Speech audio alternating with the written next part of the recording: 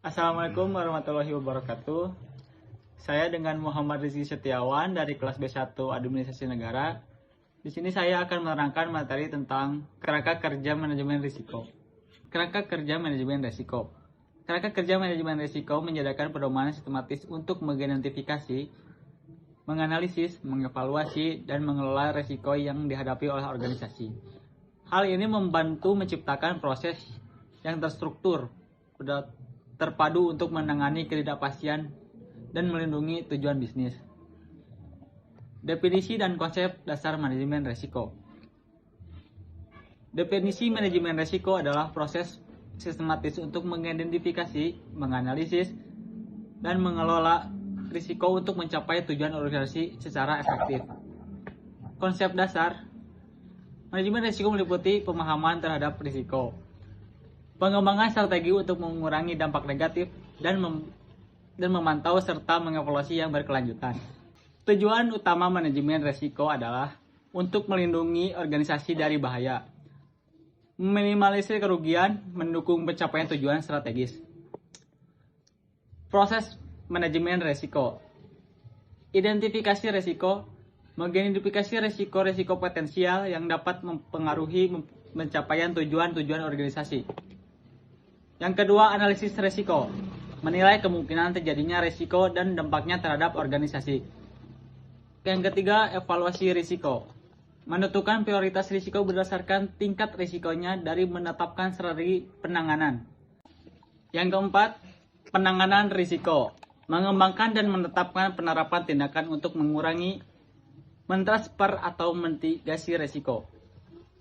Selanjutnya, kerangka kerja manajemen risiko.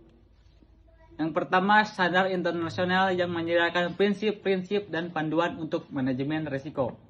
Yang kedua, kerangka kerja komprehensif untuk mengelola risiko perusahaan secara terintegrasi.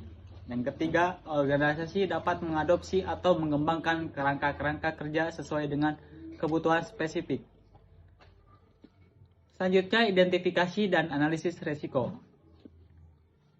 Ada teknik identifikasi, brainstorming, analisis SWOT, analisis sebab, akibat, dan lain-lain. Dan ada sumber risiko, internal, eksternal, strategis, operasional, keuangan, dan lain-lain.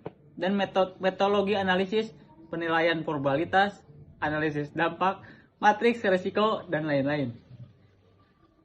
Dan terakhir, kategori risiko. Risiko strategis, risiko operasional, risiko keuangan, dan lain-lain. Evaluasi dan penanganan risiko. Yang pertama, mengevaluasi risiko, menilai tingkat risiko dan prioritaskan risiko kritis. Dan kedua, menangani risiko, mengembangkan strategi untuk mengurangi, mentransfer dan menerima risiko. Dan yang terakhir, implementasi, menerapkan rencana penerangan risiko dan memantau efektivitasnya. Peran dan tanggung jawab. Manajemen puncak, menetapkan budaya dan komitmen manajemen risiko. Unit risiko mengkoordinasikan proses manajemen risiko organisasi. Departemen terkait mengidentifikasi, mengelola, dan melaporkan risiko di unit masing-masing.